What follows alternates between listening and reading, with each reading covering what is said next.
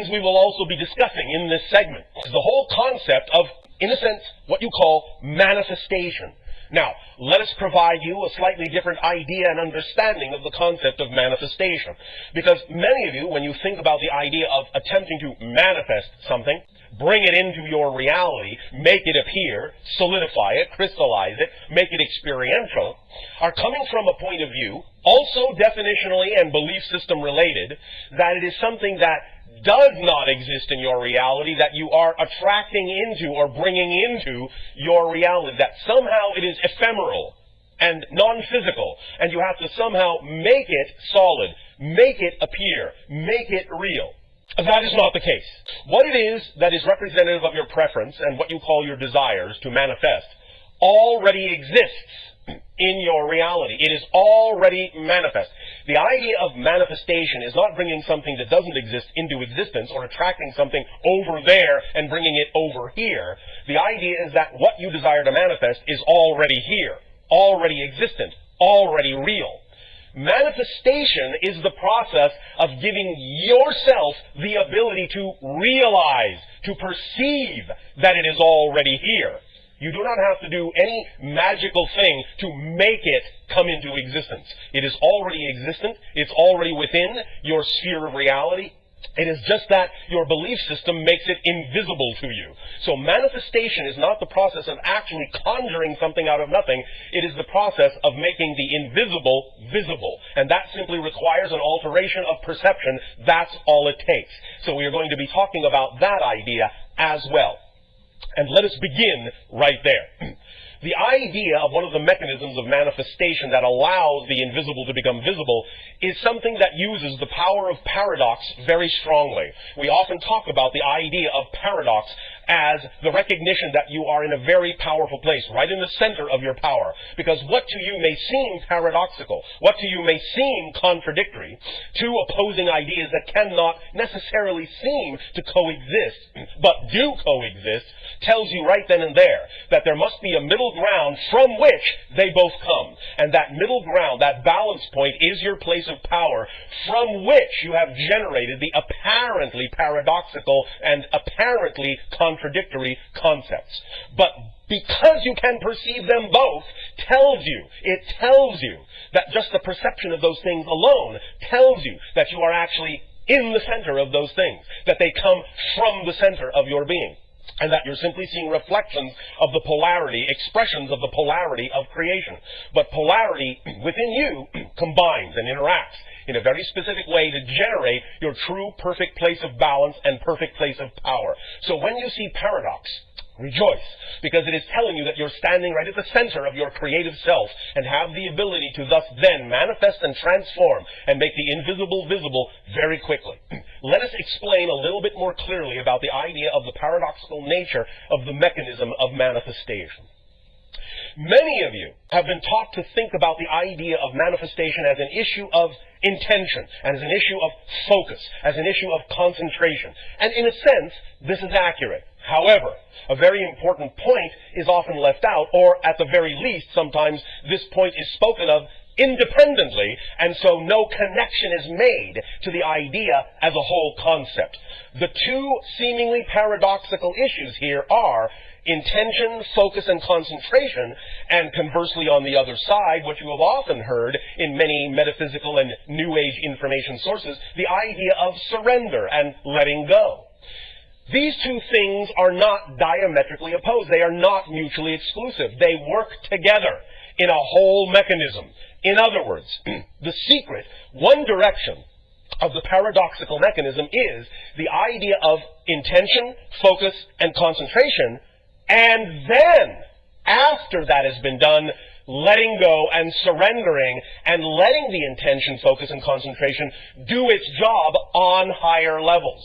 Working these two things, linking these two things together gives you the entire mechanism of manifestation, or at least one direction of the energy. We will discuss the other direction in a moment. But first, let us again amplify this concept. And again, understand this connects to the notion of the 15-minute time span in the following way.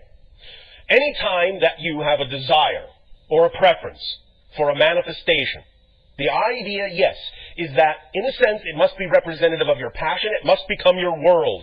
The intention, the focus, in a sense, the concentration, is there if that is representative of your passion. Because when something is representative of your passion, you're automatically focused on it. You automatically intend it. You're automatically concentrating all of your attention on that idea, because that's what passion does. If you are passionate about something, there is no other choice. There is no other consideration. All other things fall by the wayside. That is a true description of the idea of being in your passion. There simply is no other choice. So there is automatic focus, automatic intention. If then, in what you call a peaceful state or a meditative state or a focused state, you allow yourself to image that passionate idea, that manifestation that is desired, and feel it, and build that energy up in your energy, in your emotions, in your passion. Build that energy to a peak over the course of simply 15 minutes and no longer, sometimes even less. When you get proficient at it, you don't always need all 15 minutes, but 15 minutes at the most is all that is necessary for you to activate the idea of the wheels, of the gears, and put it in motion with regard to the idea of allowing the invisible to become visible.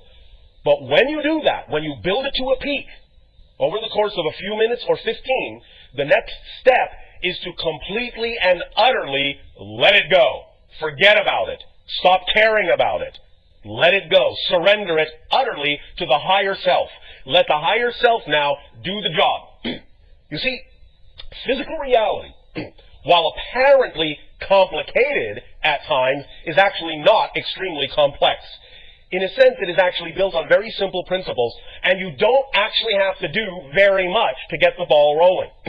So, because your physical mind, as we have said a few times, is not designed to understand how things are going to happen, how things are going to manifest, the how is the purview of the higher mind, and because the physical mind does not actually have the capacity, the capability to understand, it is not designed to understand how that's going to happen, all it needs to do is flip the switch and let the higher mind do the how, do the things that are necessary to cause the synchronicities in your life that need to be there, and the downloads and the inspiration that needs to come to you to allow the invisible to become visible, to allow the manifestation to occur. So all you need to do is do it a little bit for no longer than 15 minutes, bring that up to a full peak of passion, a full peak of imagination, a full peak of visualization, however it is you wish to do it, with that intensity, that concentration, and that focus, and then utterly, utterly, utterly let it go. Now, we understand again that because of certain negative beliefs, many of you find it difficult to actually let it go. But that is very important, because without the letting go side, you don't actually have the whole mechanism engaged. It is important to understand that the intensity, focus, and concentration must be paired with the surrendering and the letting go to actually have the whole mechanism of manifestation. This is using the power of paradox built in to this idea, to this process, to this permission slip. Letting go means you really know that the higher mind is doing its job, and you can now relax.